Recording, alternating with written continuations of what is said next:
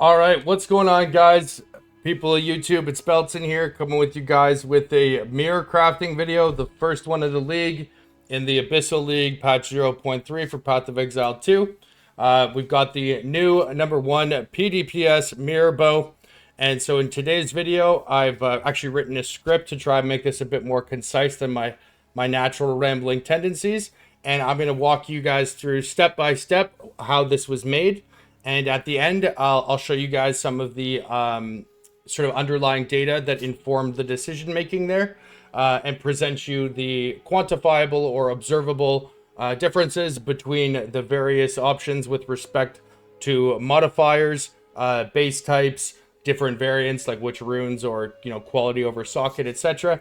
And hopefully have you guys leaving here a little bit more informed and capable of acting with some agency and being able to substantiate your own beliefs or views with respect to crafting. So there's a bunch of different topics that we'll probably touch on here that are deserving of their own video. So if there's anything in this that you want me to elaborate on that I kind of touch points with, feel free to leave a comment below, and I'd be happy to follow up on that. Obviously, there's so much having been added this past patch and so much going on that I'd love to make videos about. Frankly, I've got more ideas than I have time right now, but any advice on your guys' end is always appreciated. And here is the bow, by the way. I probably should have led off with that. I still do need to divine it, but as you can see here, tier 1 physical damage, tier 1 dictators, tier 1 hybrid rather, tier 1 flat fizz, tier 1 crit chance. The above tier 1, the natural tier 1 on a bow is 19% attack speed, so this is significantly above the tier 1. And the +4 to level of all attack skills. That is on an item level 82 base with 30 quality. And properly divined, this has, I believe it's 873? 878, apologies. 878 pDPS. So significantly higher than what's available right now. It took me about, I don't know, maybe an hour or two to actually physically go through the process of crafting it. But many hours prior to plan out the craft, get the currency, all of that. As well, I did craft this in conjunction with a fellow player named Electro. He also has a YouTube channel, I believe he recently started. I'll put a link to his channel below. It's Electro PoE. He also is on Twitch. So if you guys want to check him out, then by all means, he was very much responsible for the success of the craft. And he's been doing very well making currency and stuff like that, so I think maybe worthwhile for some of you guys to check him out. All right, with that being said, let us jump into this. So why don't I here, I'll pin this right here so it's up while I talk in the background and go through this. So again, the format for this, I'm going to do a step-by-step on each one of these. I'll just show you guys what that looks like quickly here. Got a document written out that has a full written guide, and I'll include this in the description below the video. In case I'm talking too quickly or it's too abstract. It would be nice if I was able to, like edit together the clips from the Twitch.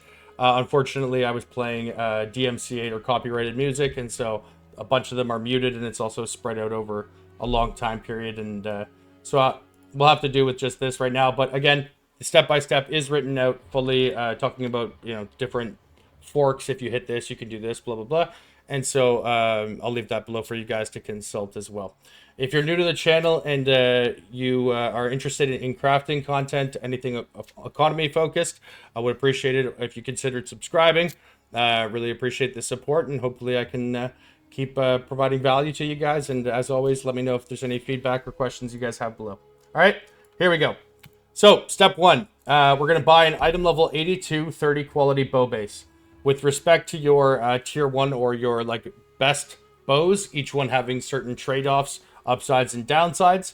Your 5 options here are Gemini, which has a +1 arrow implicit, Guardian, which has the 30% chance to chain an additional time. As you can see, that's the one that we are using.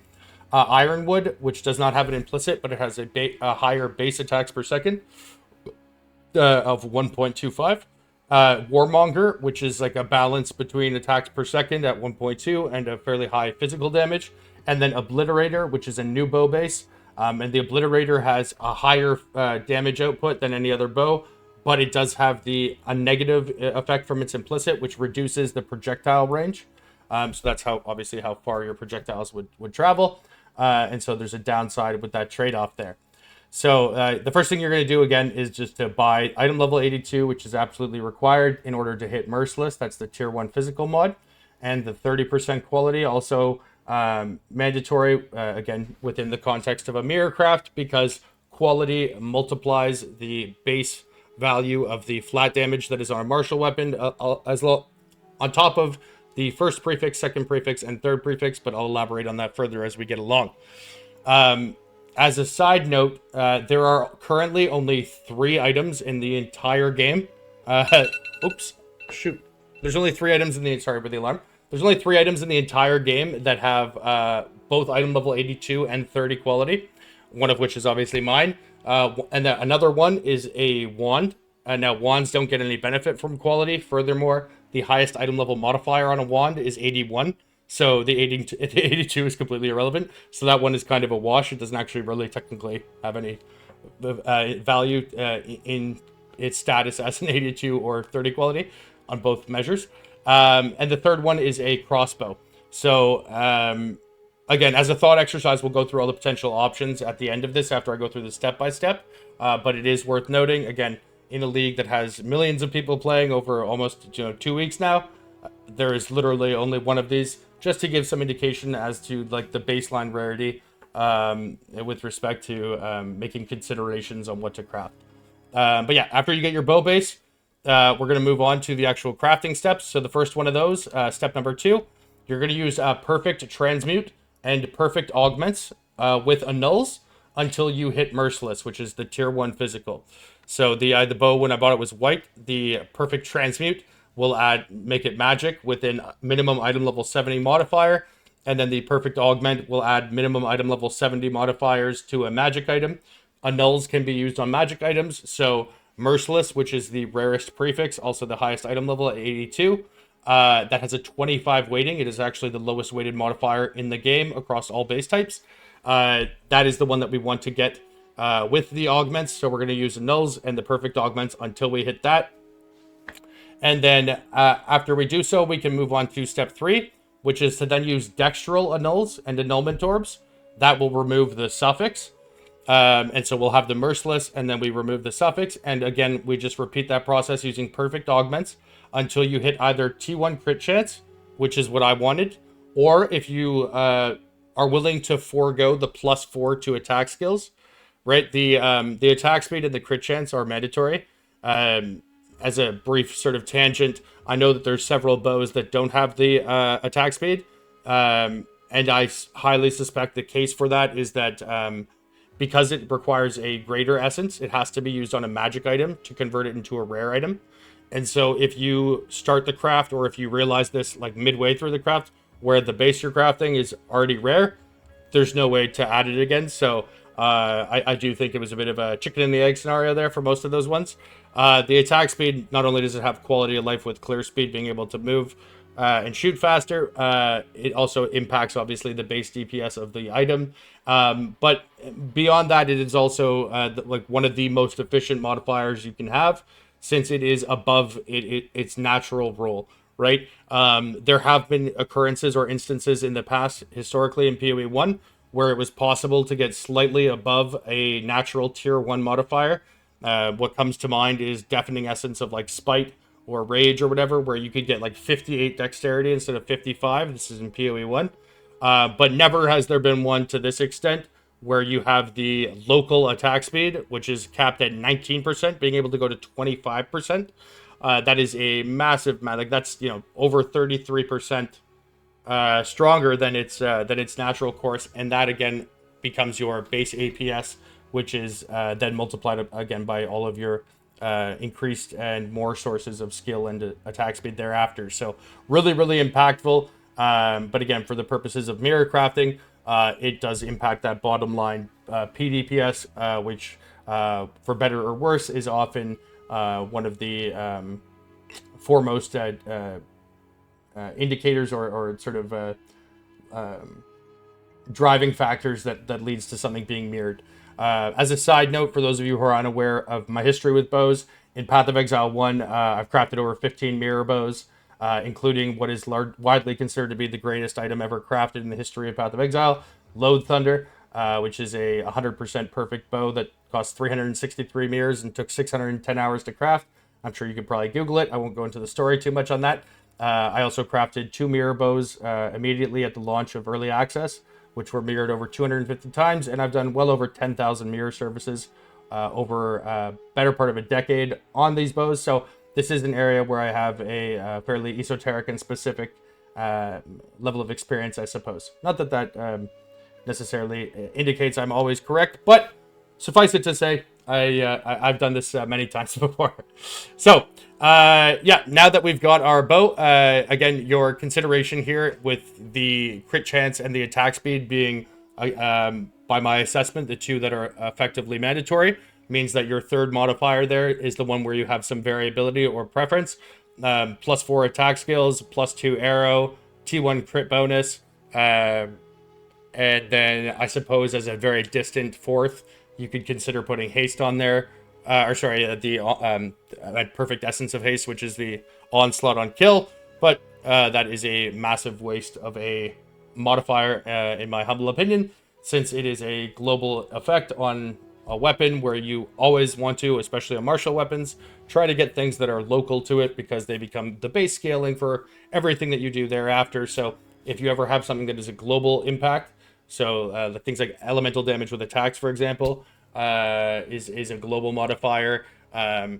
Whereas the fizz percentage, the hybrid, the flat fizz, the crit chance, the attack speed are all local, and the attack skills is global because it impacts your character, not the weapon. But the +4 to attack skills not only impacts whatever your primary attack is. This league, it by and large for bow users will primarily be lightning arrow. But that also applies to things like your heralds and stuff as well. And so even though it's one level lower than the +5 that you could get on projectile skills, the fact that it's all attack skills is definitely a net upgrade over the +5 simply to the proj ones. So that's why I decided to put that there. But in any case, in this scenario, as I said, since we decided to go with the attack skills, we want to have the merciless, so the physical percentage, and then the crit chance. If you wanted to get +2 arrow, you would put the +2 arrow instead of the crit chance there as a magic item. Now, the fourth step is to then use a greater essence of haste, which will turn the magic item into a rare item, guaranteeing the 25% attack speed, 23 to 25%. And then the next step thereafter would be to use a Sinestral Exaltation Omen, which I've got in my inventory here, which will force your next Exalt to add a prefix. So you're going to do that twice. So you're going to add 2 random prefixes, right? So now you're going to have Merciless, the tier 1 fizz percent, 2 random prefixes, the 25% attack speed, and the tier 1 crit chance. Following which, you will then use the Sinestral Crystallization, and I will open that here. Sinestral Crystallization, which is while this item is active in your inventory, your next perfect or corrupted essence will remove only prefix modifiers, right? So you're going to activate that, and then you're going to use the perfect essence of battle, right?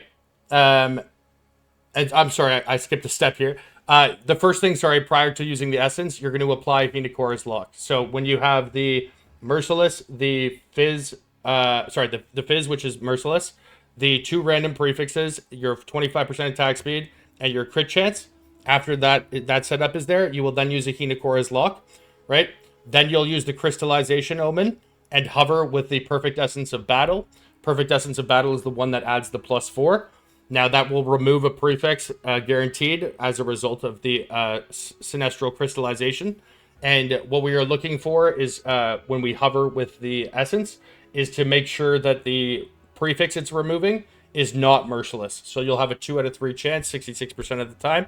It'll remove one of the 2 that you have just added on previously in the step prior. And so long as it does not remove Merciless, then you just click and confirm. If you do hover it over and it says that the essence would be replacing Merciless, you're just going to want to burn that lock and then reapply another one. So to do that, just like throw a divine on it. That'll burn the lock, and then you can put another lock and then hover with the essence again. And by doing so, you will now have your suffixes completely done. So you'll have the tier 1 crit chance, you'll have the +4 to attack skills, and you'll have the 25% attack speed. As well, on your prefixes, you will have the Merciless, which is item level 82 Phys%, and you'll have a random prefix. Now, that random prefix, with the exception of it in a very, very, very small chance being tier 1 accuracy, will always be lower than the Merciless. And at this stage, we are now going to use Witlings to try and roll that into either Flat Fizz tier 1 or Fizz Hybrid Dictators. I'm going to refer to them henceforth as Dictators and Flaring. Dictators is the hybrid tier 1 physical and accuracy. Flaring is the tier 1 flat physical. Either one of them is fine. You just want to get one of them. And there's 2 different approaches that you can have here. So bear with me as I explain these. And again, I know that this is kind of probably word vomit to some of you, but I will include this in the written thing here in the description below if you want to follow along. So the first way you can go about it from this stage is to use a perfect chaos orb. And again, a perfect chaos orb just works like a regular chaos, except the outcome will be a minimum item level of 50, along with an Omen of Whittling, which will then re-roll the lowest item level modifier. And so, assuming that the second prefix is the lowest item level modifier, if it's not, no worries. You can then also use a Sinestral Erasure, which will then not only remove the lowest item level modifier, but it'll make it forcefully reroll the lowest item level modifier prefix with a minimum item level of 50. And you're going to want to do that again until you hit either the hybrid or the flaring. And if you do get a scenario, so the flaring and the hybrid both have weights of 100, so the collective weight of the two being 200. You also have the possibility of hitting T1 accuracy, which is 650 accuracy. That is also an item level 82 modifier. Naturally, we want to avoid that because it'll be the same item level as the Merciless. And therefore, if we were to just use a Whittling thereafter, it would be a toss-up to get rid of Merciless. Now, Merciless, as I mentioned earlier, is literally the rarest modifier in the game. And so you definitely don't want to lose that. So if you did just do this first method here, as I just mentioned, and you did end up hitting T1 accuracy, which has a 100 weight, so you'd be, 1 out of 3 times you would hit the accuracy before you hit one of the desired ones. If that did happen, sucks, obviously, getting unlucky, but it's not possible to brick it because Hinakora's locks have been added to the game. Simply, all you would do in that scenario is use the lock and then a Sinestral Annul and just see, or a Sinestral Erasure, either one, because you can hover it twice. The Sinestral Erasure would reroll a random prefix, and the Sinestral Annul would remove a random prefix. So even though it's a 50-50, you do get to test it with 2 separate currencies. So in most scenarios, you will, of course, be able to remove it there. Now, so that was like for that step. So going for your 5th modifier at this stage, right? The 3 suffixes are done. The Merciless is done. So going for your 5th mod, that would be the first method, to use the Perfect Chaos, the Whittling, and when necessary, to use the Sinestral Erasure. That is going to be as a result of the attack speed here, which is a relatively low item level modifier. So I think it's, what is it? Let's say specifically here. It is, I don't have the page up. I think it's like 34, 37. It's quite low. And so as a result of that, your second prefix is occasionally going to be a higher item level. So the Whittling by itself will highlight the attack speed. In those scenarios, again, just throw on the Sinestral Erasure and it'll reroll it, the prefix. Now, the second strategy you can do for this is a little bit more convoluted, but it does have an upside and a downside, which I'll go through now. So as an alternative, you could also do apply a desecrated modifier prior to rolling with Whittlings. And you're going to use that with an Ancient Jawbone, which will make the minimum item level 40, as well as with an Abyssal Echoes, which will allow you to reveal that desecrated mod twice.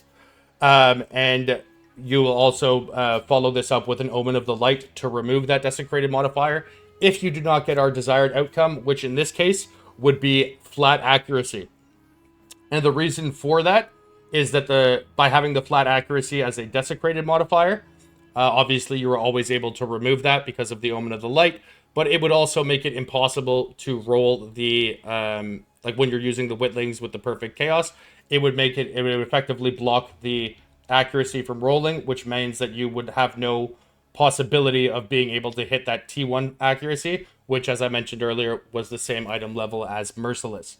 Now, this would seem like it's a no-brainer at face value, but unfortunately, the Omen of Whittling interacts strangely with desecrated mods on a filled item where it just won't remove them.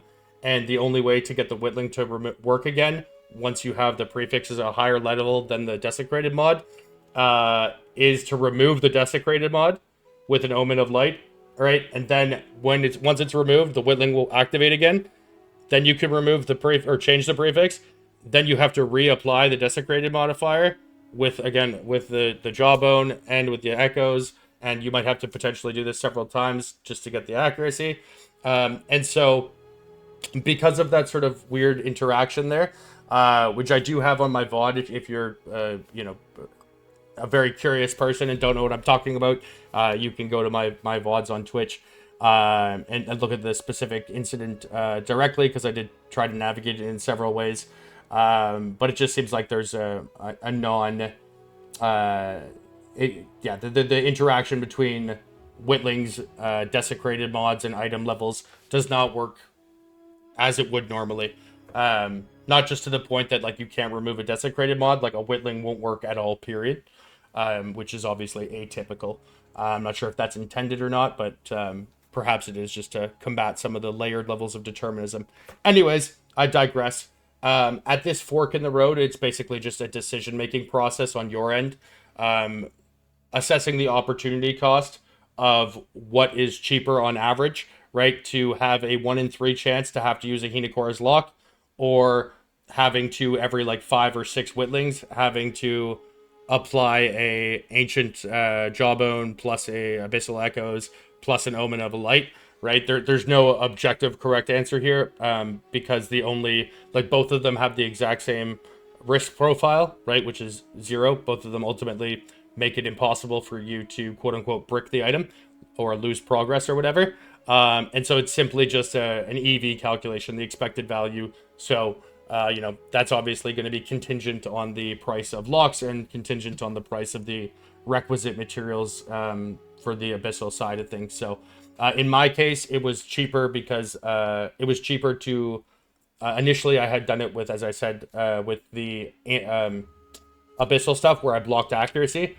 But once I realized that kind of weird interaction that it had with Whittlings, I did the math, and at the time, it was, and I did have to just sort of base this off of my limited sample size up until that point, which was 20 or 30 Whittling, as to how often it was like having that weird interaction pop up, because it was the case that sometimes I couldn't use it even if the modifier was higher or lower.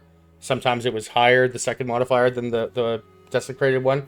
I'm not really sure how that was internally coded on their end.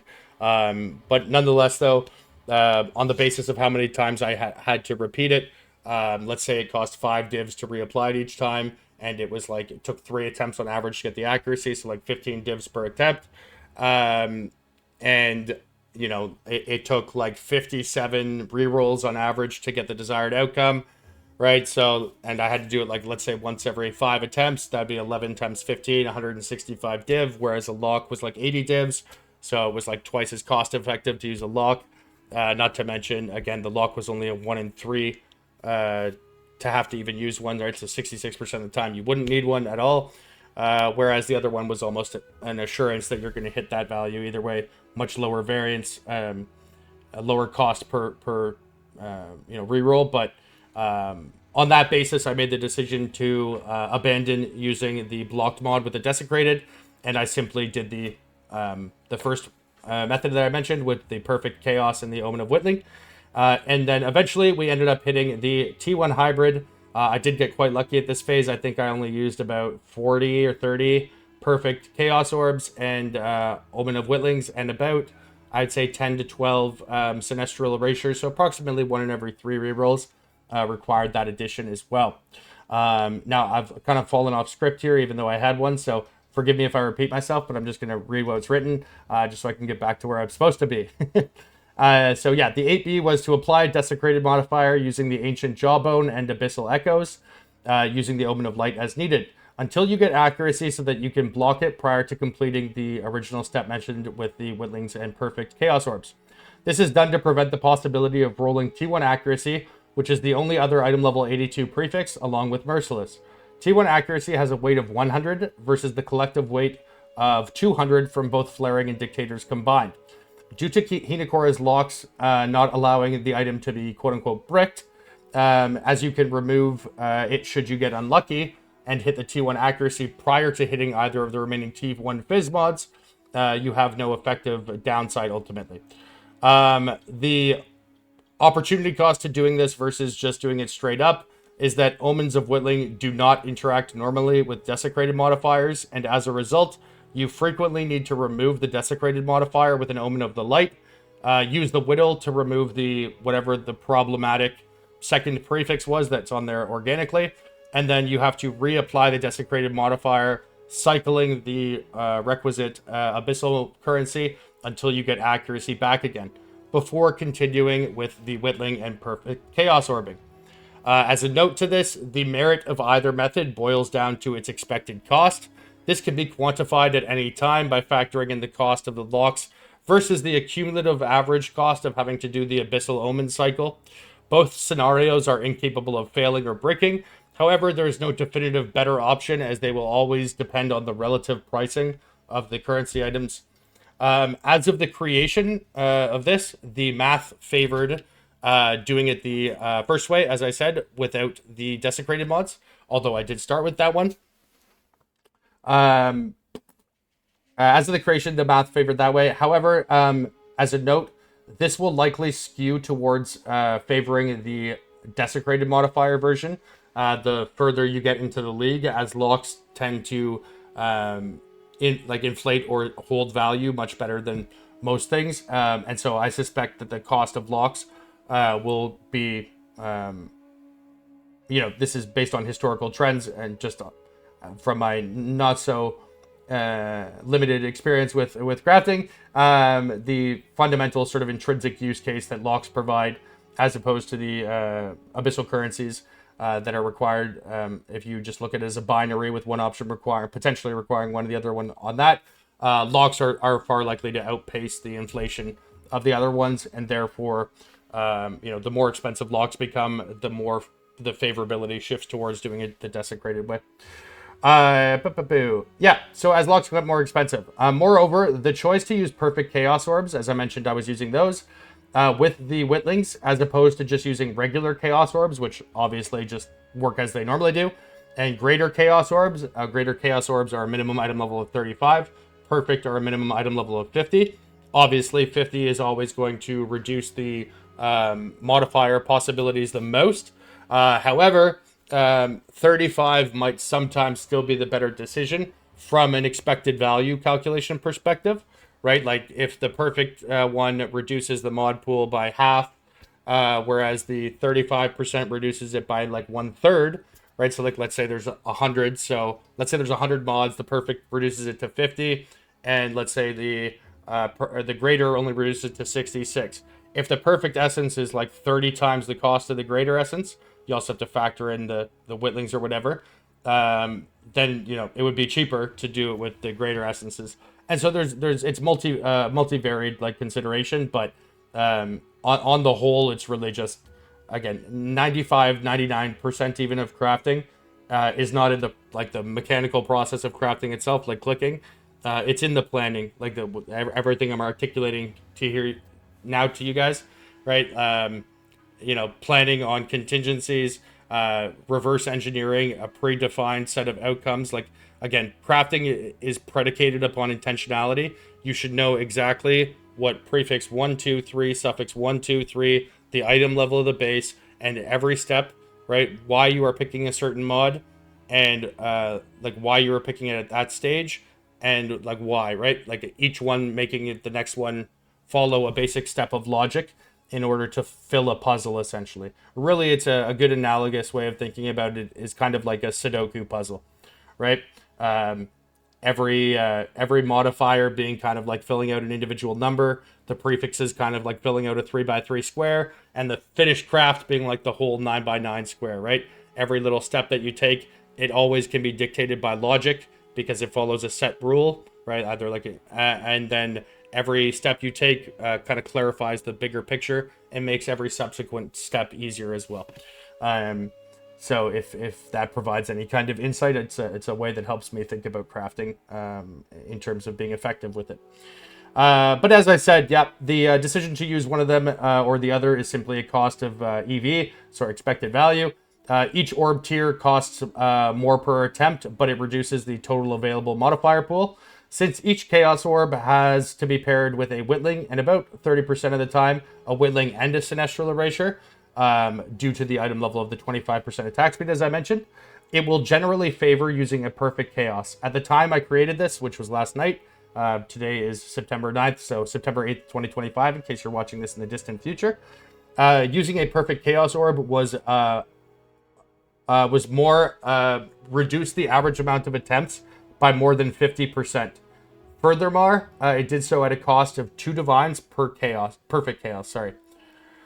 Since one attempt always cost 1 Whittling, which was, I think it was about 1.9 divs per Whittling, and on average 0.3 Sinestral Erasures, which were 3.5 divs each, that meant that each additional roll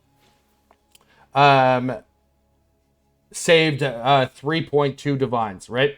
Approximately 2 from the Whittling and 1.2 or 1.9 from the Whittling, 1.3 divs from the Sinestral Erasure, which meant that even though it cost 2 divs additional per perfect chaos, right?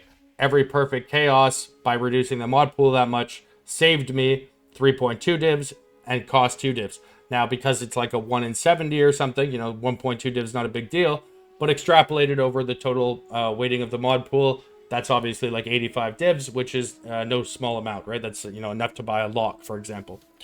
Again, though, this is going to vary in its utility and its efficacy based on the prices of the requisite materials. So just make sure you conduct your appropriate due diligence prior to blindly following any advice I've given here or the advice anyone gives to you in the future. Again, crafting is very much a process that is quantifiable. Far too many people approach crafting from a qualitative standpoint, which is why so many people are ineffective with crafting. If you can discompassionately focus on, again, just deciding verbatim what it is that you want on something, and then reverse engineering the item through 3 vectors, which is the most cost-effective, time-efficient, and deterministic way possible to create that. If you always filter everything through those 3 things as your priorities, you'll never, again, just that paradigm shift will radically improve your efficacy and your outcomes with crafting. Anyways, now that we have used the perfect chaos and the methods that I just convolutedly explained there, again, this will, I'm sure, be more clear as you follow along on the included document I will have here, which again, I will link below. You will now have a 5 tier 1 item with either tier 1 flat fizz or hybrid, depending which you get first. In my case, I got the hybrid first. Then you'll have the merciless, the fizz percentage, and then you'll have the +4, the 25 attack speed, and the tier 1 5% crit chance. So that means you're going to have 1 prefix left open. And last step, pretty easy one. You're just going to use a desecrated modifier to fill it in. And so you're going to put on the ancient jawbone with the abyssal echoes. And you are just going to repeat that using omens of light to remove it if you don't hit. Obviously, you're going to get whatever the missing tier 1 physical modifier is. So in my case, since I got the hybrid, we just needed to do it until we got the flat fizz. As you can see there, we have it, tier 1 flaring. Bada boom, bada bing. And congratulations, the item is now 6 tier 1 with physical, attack speed, crit, +4 on an item level 82 guardian base with 30% quality. Now, that is the step-by-step guide. Again, I'm sure a lot of that was probably a word vomit and gibberish to many of you, which I can empathize with.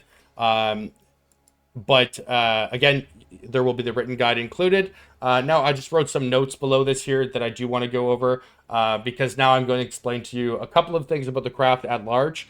And as well, I want to share with you guys some of the sort of underlying data that was used to inform my decision-making process here. And I will get to the utility or my idealistic hope for the utility of Listen creating here, that for you son. guys. I only speak the Oh phrase. shit, sorry, I didn't realize subs could get the signs. Thank you for the sub on Twitch. Sorry, I'm turning the audio off just because of the recording. I forgot that was on there. I just saw that visually. For the people on YouTube, I'm sorry if that if my sub notification was going off at any point in the video. Thank you for the sub on Twitch. I appreciate you. Anyways, all right. So as a note for the craft, if you look at my bow right now, there is no fractured modifier on it currently. This was a personal decision, weighing the potential additional cost of using a Hinokora's lock and divining following the conversion of the item from magic into rare. And so at that stage, right after using the greater essence of haste, it would be 3 modifiers, at which point, if I were to lock it there, I would use a desecrated mod to add like a 4th mod for the purposes of fracturing, but it can't be hitting the fracture, thus it turns it into a 1 to 3. So we had to compare that versus the benefit of the total liquidity I had in order to finish the craft, right? So at the stage where it had the 3 mods to actually successfully fracture it at that point, I would need to use... Sorry, I didn't realize that browser thing was on too. I'm sorry, guys. Okay, that's off as well now. Sorry for the YouTube folks. At that point, at that stage, because you would want to fracture 5% crit chance, right? That's a 1 in 60 divine, and then it's also a 1 in 3 lock, and I think locks were around 80 divs. So just to get that fracture at that stage, you're talking about 220 divs. And I had, roughly that in total. And of course, various items sold throughout for myself and also from the co-crafter, as I mentioned at the beginning of the video, Mr. Electro. Because sales come out, so it wasn't like that was a finite amount. However, at the moment, it seemed far more pertinent to get the craft done and to just divine it afterwards. And because Hinokora's locks exist, I can always, like the stage it's at right now, I could simply divine this. If I wanted to fracture the 5%, I could spend the 60 divs, and I could then use the Hinokora's lock and hover with the fracturing orb until we guaranteed it fractured the crit chance. Now, as a side note too, and truthfully at the time when I was initially just thinking of the benefit of having it fully finished versus having it with the fracture on it, it didn't initially occur to me, but as soon as I kind of mentally committed to myself I was going to move on, I was like, oh wait, fuck me, this is brilliant. Because I kind of forgot about Omens of Sanctification, since I was looking at this through the lens of making it a mirror item. That wasn't like in my calculus initially. However, one of the additional benefits of waiting until this stage to use the Hinokora's lock and hovering with the fracturing orb is that I can also hover with the Omen of Sanctification and a Divine Orb. Since this is 6 tier 1, and since an Omen of Sanctification by its very nature divines the modifiers within their own tier, the actual divine roll that you have on an item currently has absolutely no bearing to the outcome that will show up following an Omen of Sanctification, right? Because the first effect of it is that it will, so for like the fizz, right? It would go 170 to 179. The first thing it does is effectively divine each mod independently, right? So it would pick a random number between 170 and 179, and every other line of text as well, it would do the same thing. It would land on an outcome, and then it would pick the integer multipliers, which is times 0.8, upwards of times 1.2. So there's the 41 outcomes, right? Now, just in case you're curious as to why I'm not, freaking out too much about Omens of Sanctification, if you want a fun experiment, I encourage you to calculate how many Hinokora's locks it would take to guarantee a perfectly rolled sanctified bow. And I will save you some time. It is in the trillions and trillions and trillions, because you would have to get the 1 in 10 times a 1 in 5 times a 1 in 26 times a 1 in 14 times a 1 in 23 times a 1 in 60 times a 1 in 3 times a 1 in 41 times a 1 in 41 times 41 times 41 times 41 times 41. That is the exact math for you. That is how many locks it would take on average to hit a perfect one. But that being said, of course, having anything that you can hover, since a lock obviously is not limited to just being hovered with one currency, you might as well investigate all the potential positive outcomes that you can get from it. So in our case, I would the main ambition in that scenario being to hover with a fracturing orb to fracture whatever mod we chose, most likely the crit chance. The reason for wanting to fracture the crit chance, by the way, is that the crit chance is a 1 in 60, right? Since it goes 4.41, 4.42, 4.43, blah, blah, blah. The base crit chance obviously being quite impactful. There's a certain element of the 5% that just like aesthetically looks better. But also the subsequent cost to divine it, quote unquote, perfectly. Perfectly being used loosely, but like perfect within the context of what's an acceptable mirror item. The cost to do so becomes exponentially less expensive, right? Because it's a 1 in 10 times a 1 in 5 times a 1 in 14 times a 1 in 23 times a 1 in 3 still, right? That's what it would take to get it perfect. So it's still incredibly unlikely. Shout out to Loathe Thunder, my craft in PoE 1, where it is fully perfect. GG. First item ever in PoE history to do so. But getting off my own tip for a second. As you can imagine, multiplying the total amount by 60 on top of that basically makes it an impossibility. Now, the range on the physical damage hybrid is quite small, 75 to 79, so that one is ultimately not of a huge consequence. The attack speed is only 24 or 23 to 25, so also a small range there. If you have the crit fractured, really the big one that you're focusing on, like you don't want to have like a 170 on the fizz percent, right? But like anything like 177, 178, 179, and then anything on the flat fizz being the most impactful. The highest average damage you can get there is what's that, 30 plus 105, right? Or sorry, 105 divided by 2. But anything like probably 95 plus, right? So like you could go like 3 off the top, so like say 36 to 39. So 36, 37, 38, 39, and like 63, 64, 65, 66.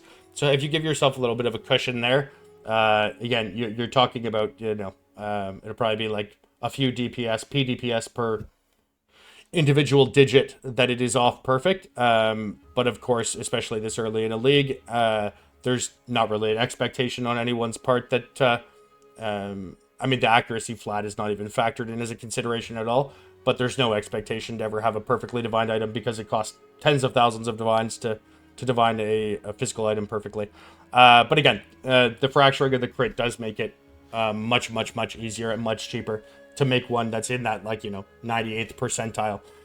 So that's a consideration there. I'm sure some people will ask why I'm settling with 4.95% crit and whatnot. Forever the critics. I think I posted my the finished bow on YouTube last night on my community section when I finished the craft, and I think the first 3 things were criticisms. Would it kill you to say congrats, bro? Or nice, dude. Glad it was fun. But no. Everyone's a critic. That's all right. Anyways, that's what's going on there. I'll just read through the note section here quickly. No modifiers fractured on my bow currently. This was a personal decision weighing the potential additional cost of locking and divining following the conversion of the item from magic to rare, using a desecrated mod to turn the fracture from a 1 in 4 to a 1 in 3, versus the total liquidity I had in order to finish the craft. I would recommend fracturing 5% critical chance, as this is a 1 in 60 divine in and of itself. It is a high impact modifier, and it will save the finished product's divining cost massively. If the above steps were emulated as I did them, you can still divine the critical to 5% upon completion. Sorry.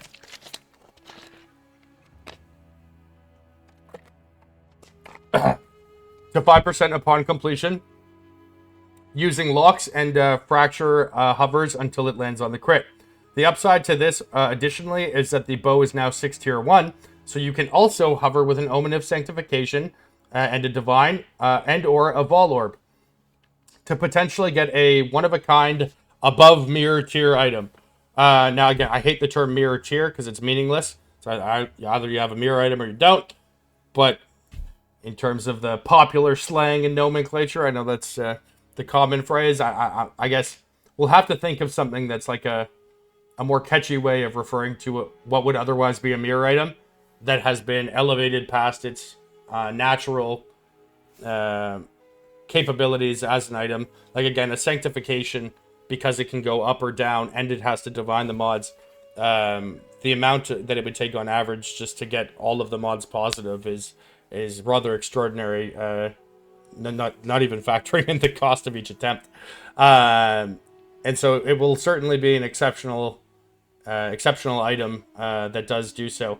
So we'll have to actually maybe you can leave a comment. We'll do some engagement fishing here.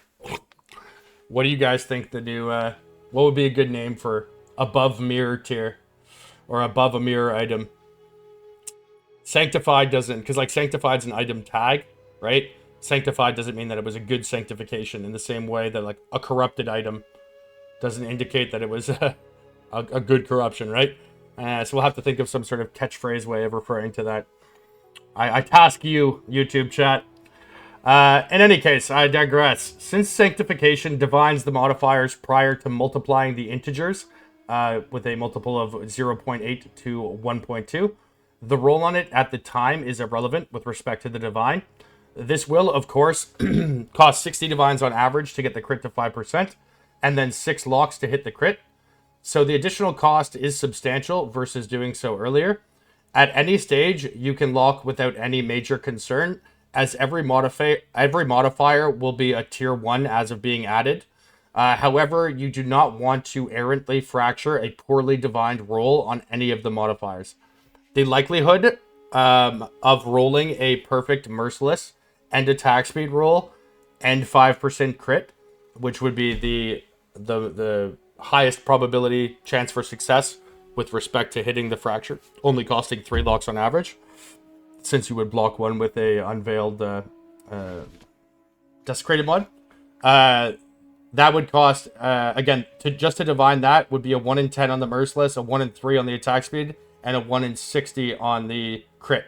So that would still cost 1,800 divines just to have the 3 of those perfect, right? So just YOLOing a fracture, like let's say you had the 5% crit with the attack speed and the fizz, but the fizz and the attack speed, neither of them were max rolled, right? You don't want to risk potentially fracturing something that is not max rolled. Now, specifically, yeah, there are the odds there. Since crafting is largely, and the reason that you don't want to do that is that since crafting is largely deterministic as of this patch, there will invariably be competition to any craft, even mirror items, and thus fracturing something that is not perfect permanently subordinates that item to an even hypothetically divine 61 craft of similar specifications. So for example, if somebody had a bow, right, this exact bow, exact same mods, whatever, and they had a fracture that had, let's say, 24% attack speed, but every other modifier was divined 100% perfectly, this would still theoretically be a better item because it's not permanently locked into that unoptimized state, right? Because the fracture can't be changed, right? This, even though it is currently worse than what that would be at its current state, that item could not be changed or improved upon, whereas this one could be. And when it comes to a game that's a matter of inches as it pertains to mirror crafting, which, and this is a whole other topic, we'll have to see how that market evolves or how it's, where it finds its footing, given the fact that it is now, I suppose secondary in a lot of ways to a sanctified item. Again, getting a sanctified item that exceeds a mirror item is not impossible, but from a cost perspective, it is a if you're a responsible bookkeeper, the mirroring of an item will save you. It'll be one millionth of the cost to make something better with a sanctified orb, but that doesn't mean that they won't happen ever. And obviously, as I just indicated, even with this, the hypothetical potential to make something better always bears weight in the mind of a potential buyer and the market at large. Now, since crafting is largely deterministic as of this patch, invariably there'll be competition to any craft, even mirror items, and thus fracturing something that is not perfect permanently subordinates that item to an even hypothetically divine 61 craft of similar specifications. This nuance or decision is very, very, very late stage in terms of considerations, and is more kind of a strategic positioning thing than it is really pertinent to crafting guidance. However, I'd be remiss without including it as an addendum to the above crafting step by step. I do suspect, however, if one was able to fund, craft, and bring a mirror craft to market, they are probably not watching an instructional video on how to craft a mirror bow. So apologies if that last little diatribe fell on deaf ears. Now, the above, or what I just covered, was a complete step-by-step on how I crafted the new #1 pDPS bow in Abyssal League patch 0.3. As a kind of asterisk here, the bow was finished on September 8th, 2025, and this guide is written the following morning, September 9th.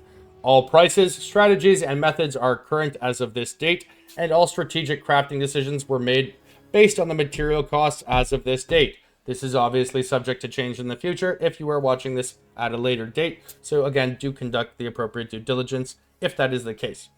This bow is available for mirror service. I'm thinking probably I'll charge a lock for the mirror fee, somewhere between 50 and 100 divines, I think. Maybe on the lighter side initially. I will fall into that depending on what it takes to fully finish the divining on it.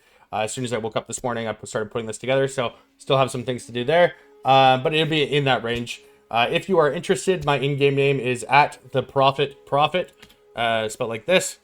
The prophet as in, and prophet, the second prophet as in like Allahu Akbar prophet. I guess, Prophet Muhammad kind of prophet. I don't know why I said Allahu Akbar. Still, we're good. Assalamu alaikum. All love. Anyways, so you can reach out to me. I'll link my name below if you want to have any questions about the craft. If you want to copy it, or if you just want me to link it to you so you can import it on POB or something, or any other kind of inquiries, feel free to reach out to me. Now, the last little part I have here on this, how long is we at right now? How long is this YouTube video? 52 minutes. All right, we'll keep it under an hour. This is, again, more of a just sort of a Belton's kind of thoughts sort of thing to the craft. I don't know really how to categorize this, so I'm just going to read what I wrote. This bow is one of 3 items in the entirety of the league that is both item level 82 and has 30 quality. The other 2 are a wand and a crossbow, the wand receiving no benefit from quality and having a maximum modifier level of 81, makes its existence moot or irrelevant. With that in mind, there are only 2 bases in the entire league that are capable of rolling T1 Fizz mods, and in the case of the bow, if you choose to pick that suffix, +2 arrow, while also possessing, actually I suppose as well, tier 1 accuracy, not that that's going to be commonplace unless maybe if you're playing in Amazon, while also possessing the 30% quality. A feature that synergistically multiplies the base damage of the martial weapon, the first prefix, the second prefix, and the third prefix, as well as the runes, potentially, depending what runes you put in. The exact same rolled bow with 20% quality, so if it were this exact same craft, with 20% quality versus 30% quality, would have 810 pDPS versus 878, resulting in 8 to 9% less base damage. While this might seem small in the grand scheme of things, it is an astronomical difference with respect to mirror items and mirror crafting, wherein a single digit on a divine can differentiate between best in slot and a settle. And I just kind of went over a situation where that would be the case a minute ago. I will now provide data on all of the relevant bow base types to help provide insight into the decision-making process that led to crafting this base with these modifiers.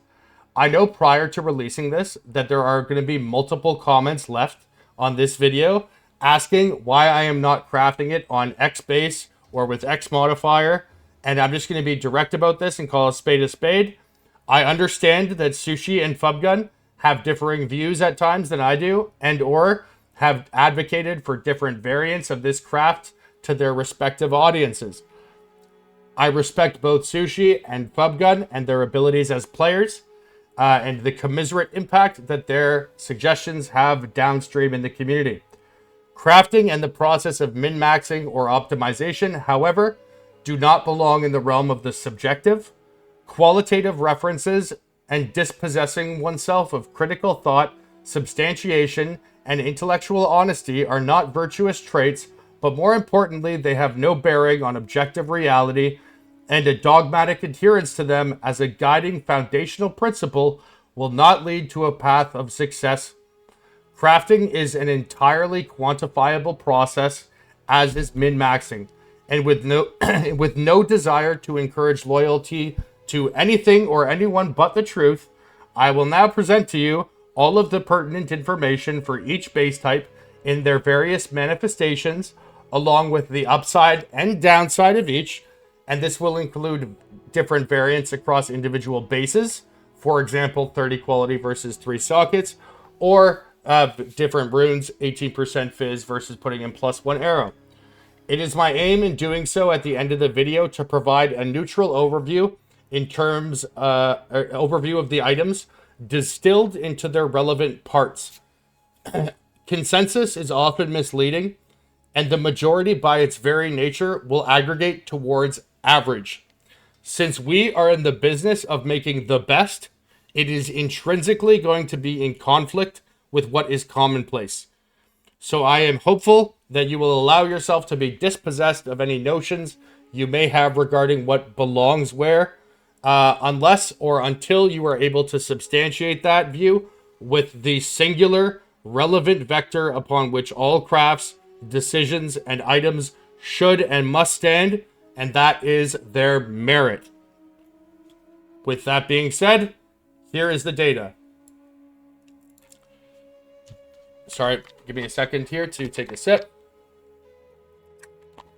Now, there are the 5 relevant base types which we covered at the beginning. Those are Gemini, Warmonger, Obliterator, Guardian, and Ironwood. I want to keep this under 60 minutes, and so I'm going to kind of brush through this.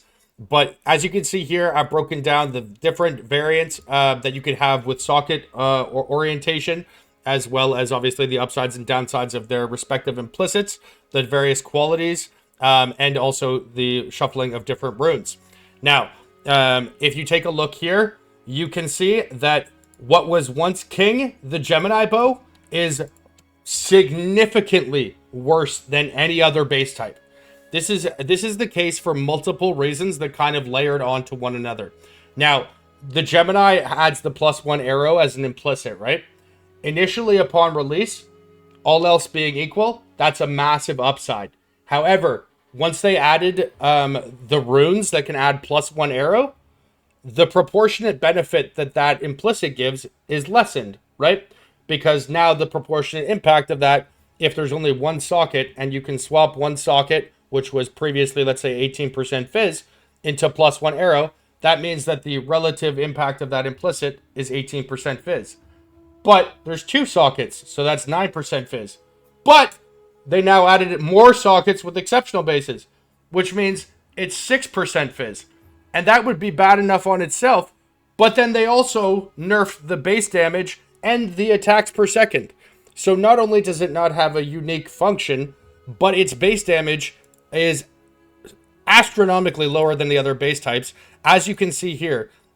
Into the scenario where you are absolutely maximizing the amount of pDPS a Gemini bow can get, which is with the 1 additional arrow only, so not socketing the +2 arrow, not rolling +2 arrow, and with having 30% quality, the maximum pDPS roll on that is 763.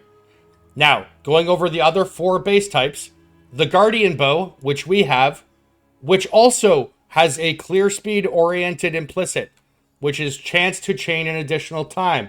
If you guys want me to make a separate video explaining how chain works, how lightning arrow works, or how conversion works, because these are all relevant factors, but as a TLDR, lightning arrow has the initial arrow that hits, which partially gets converted to lightning, but the beam will then hit and then chain.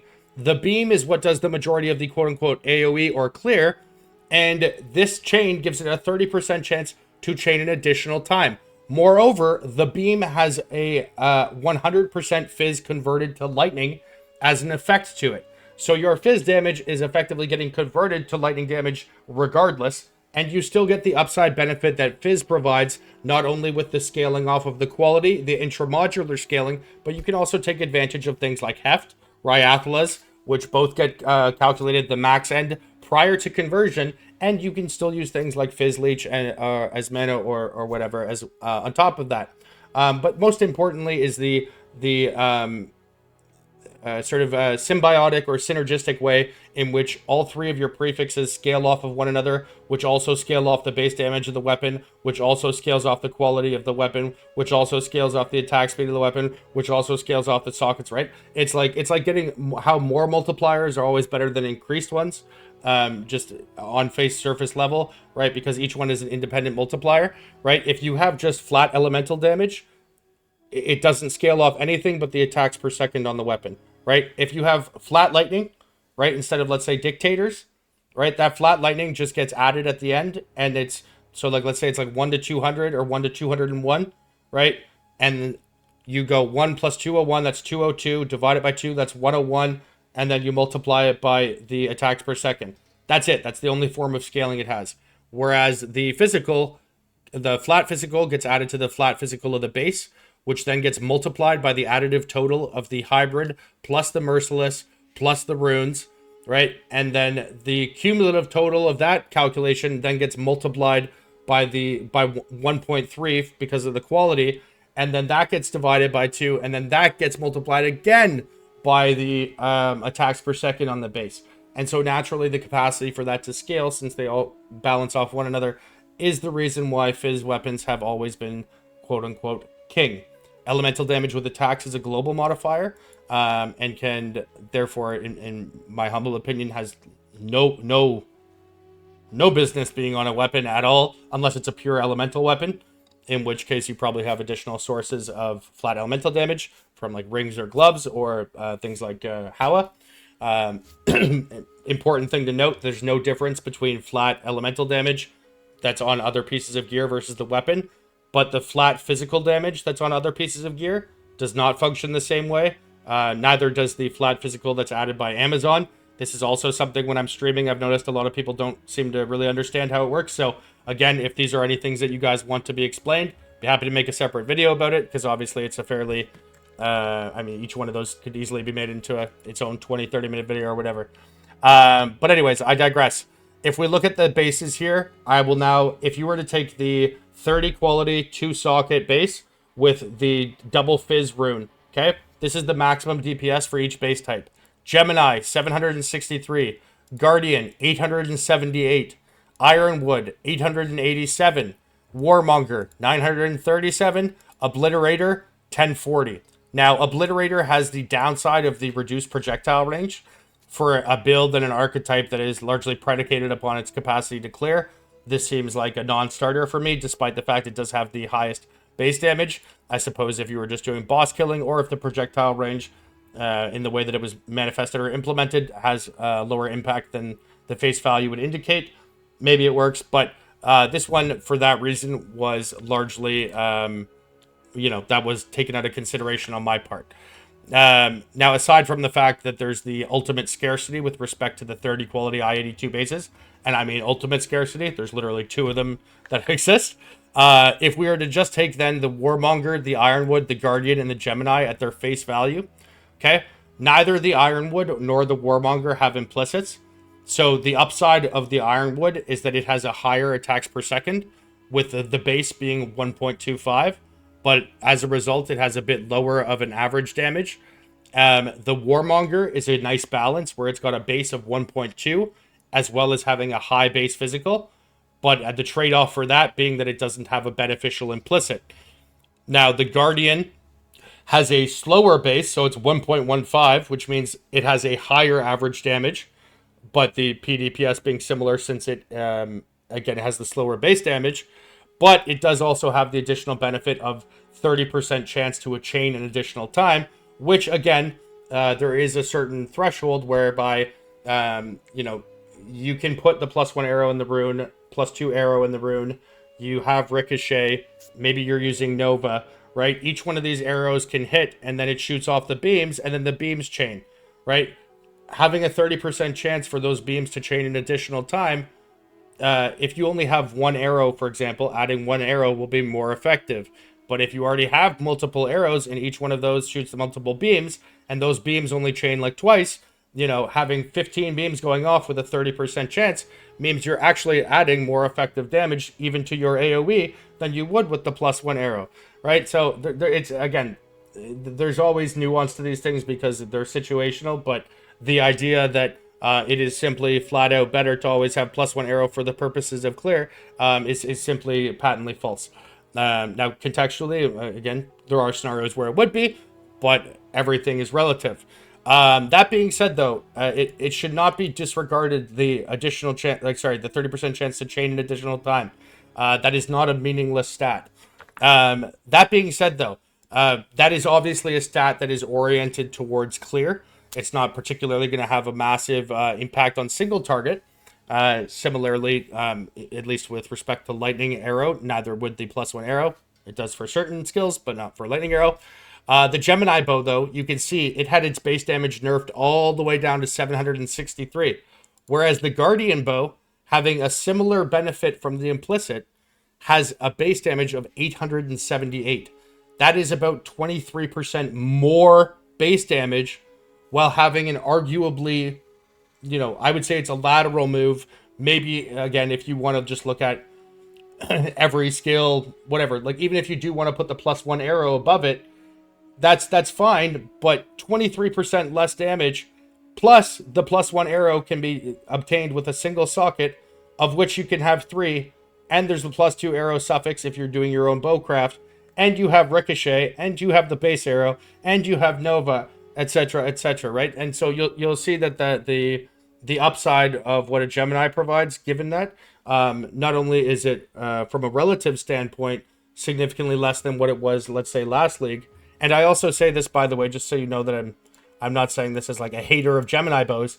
I crafted the first ever mirror bows to exist in PoE 2, and both of them, well, they weren't called Gemini bows, they were called dual string bows. They renamed them, but as you can see, they were both. It was the same bow base, right? And these ones cost me 31 and 17 mirrors each to make. So it's not like I have an aversion to the base type at large, but again, the relative power that they afford, given the changes or the addition of the additional arrows through the various means, as well as the nerf that they gave to its base damage and its attacks per second, in my humble opinion, makes this by far the absolute worst base that you can use. Now, going past that, Ironwood at 1.25 attacks per second. I can't really think of a scenario. Again, it is a quality of life thing. It does impact clear speed, being able to move around faster and navigate and pivot.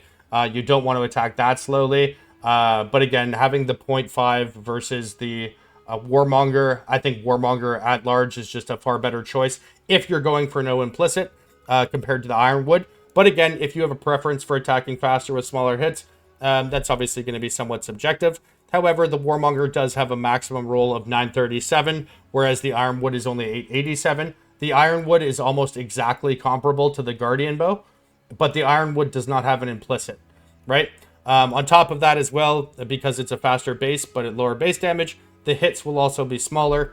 And so because the Guardian still has a pretty fast attack speed, given the fact that we have the 1.44 from that 25% attack speed, I do think that, again, with the Guardian bow being 878 and the Ironwood being 887, that's a no-brainer for me. The 30% chance to gain an additional chain is certainly a much better upside than the 9 base pDPS, and that 9 base pDPS being kind of obfuscated somewhat by the fact that it's faster, not actually necessarily hitting harder. So then that brings the final consideration, at least in my assessment, to the Warmonger and the Guardian. And if I'm being completely honest, if there were a 30 quality Warmonger item level 82 bow, I would have mirror crafted on that. That would have been my preference, because I think it's stupid to benchmark against trash mobs as a way to min-max. It's like, I get that a lot of people playing bow builds and, Fubgun, I say this as a compliment, not as an insult, because obviously you're doing something right if you have that much influence. but because like Fub Guns, you know, whatever he does, that tends to kind of trickle down through the community. And you know, to question that seems to be sacrosanct, despite the fact that people can rarely articulate or substantiate why they believe that to be the case. But I am of the belief that, again, benchmarking, min-maxing against something that does not need to be min-maxed, that is not even hypothetically min-maxed in things like PoB, where you're always against a pinnacle boss or a, you know, guardian in PoE 1. I think it's just sort of silly. And so having the Warmonger, where you have a higher attacks per second, you have a higher base damage, and there's no downside to it, to me, I would prefer that over the chain. However, to contextualize this through its most contemporary use, and also applying the realistic lens that, you know, again, there's only 2 bases in the entire existence of the game that have 30 quality plus the item level 82. It's not like there's an infinite choice here. For myself personally, if I were to pick between one as I play the game, I would have picked a Warmonger. But even picking the Guardian between a Warmonger, the difference is 878 versus 937, right? So that's only 50. What is that? 878, 937. 937 minus 878. It's 6% more damage. So it's 6% more damage, but you lose 30% chance to chain it additional time. And I think irrespective of how you play or feel about the game, because again, my preference is always towards the higher numbers, because, you know, it's mostly like looky, don't touch for me. You know, I mostly make trophy builds that never actually kill anything. Whoa, maps. I joke, of course, sort of. But in a realistic sense, I think that even if you're to criticize or hate, or if you disagree with me, it's at very least a lateral move to factor in 6% versus 30% additional chance to chain. That is not a clear cut. I think most people would probably come to the conclusion that the additional chain is better in that scenario, in particular since people are playing Lightning Arrow, which has the chain cooked into it, and they already have access to additional arrows, which puts additional chains, which multiplies the effectiveness of that implicit. And when you also look at the fact that, again, the majority of people playing that build are doing so because it is so good at clearing or MFing or mapping, and not so much because it is the most effective boss killer. Lightning Arrow is certainly not a build that you would go into if that were your primary or sole prerogative. Not that it can't do it, but obviously that's not its forte. But that is my consideration for why I chose to use this base. Why I believe that irrespective of what other people are doing, and irrespective of what is most popular, that the data supports this decision, and that at the very, like in a theoretical sense, at the very worst, it is a lateral move from a Warmonger. In a pragmatic standpoint, it is the only possible one that you could get. So of the potential bases, I would say it's the second best option I could have got, after maybe Warmonger to my preference. But again, contextualizing it, I think it is probably the best option you could actually get. Now, I think, frankly, if we're being candid, any one of these is fine. I would have to see how the reduced projectile range interacts with the capacity to actually chain and clear, and on a live character, how much of a downside that actually is, before like fully assessing. However, what is clear to me more than anything, and if you can take anything away from this comparison here, Geminis are by far the worst bow base. By far. They have the lowest attacks per second, they have the lowest base damage, and they're implicit, while it's good in of itself, when it's put relative to the opportunity or the access you have to that effect elsewhere, and the fact that there's a finite amount of benefit that additional arrows can give you. It is very clearly the worst option insofar as the data would present. In terms of what else is on this document, I know I've gone over an hour here, but I felt it's probably important to at least go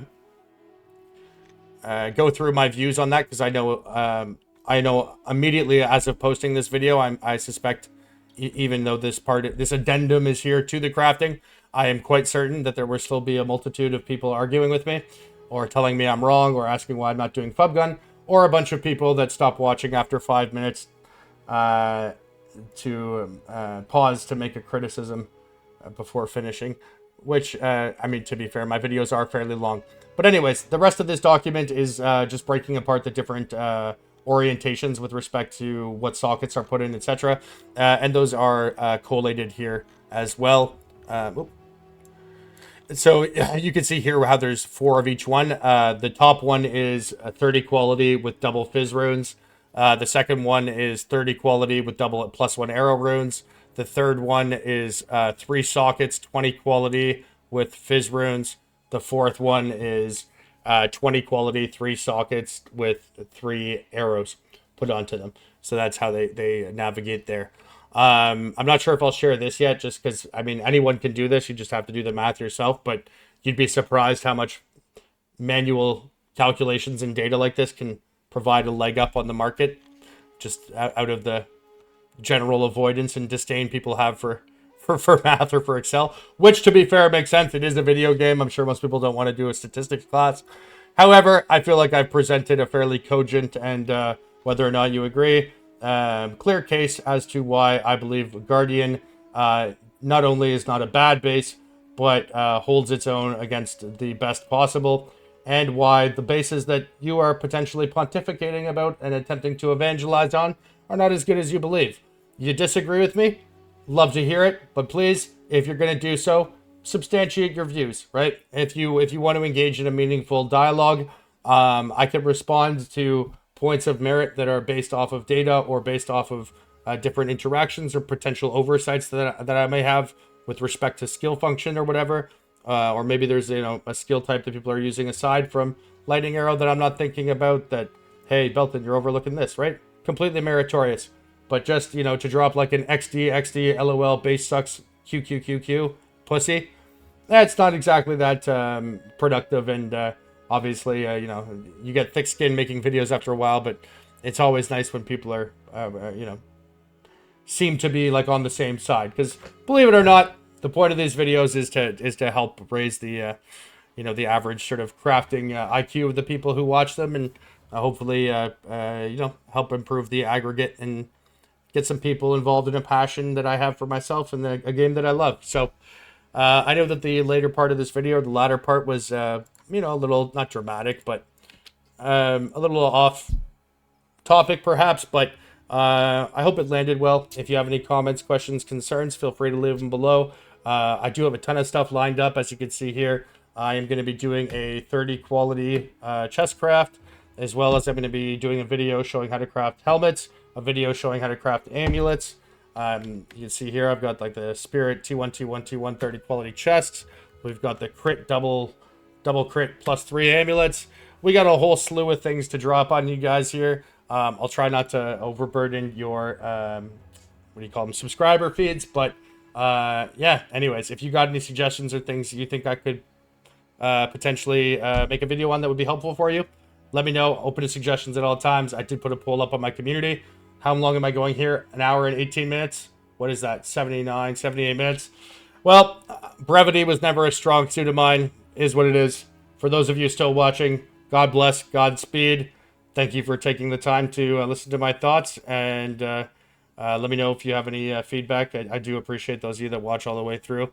I know it can be taxing at times, but in my mind's eye, at least, I feel like there's value to sharing my insights, even if they are a little elaborate and long-winded at points. But anyways, guys, hope you're having fun with the league. I will be back with you soon for another crafting guide, which will be much shorter, as it doesn't have all this context added to it.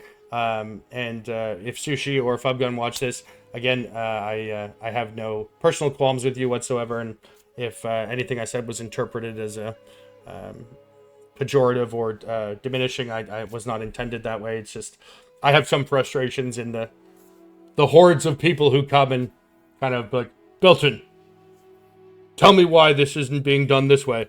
It's just hours and hours every day. I find myself having to, quote unquote, defend every decision I make against people that can't even substantiate why they have their viewpoint outside of citing the two of you, which is a testament to obviously how well you reach an audience. So, if anything, hopefully a compliment.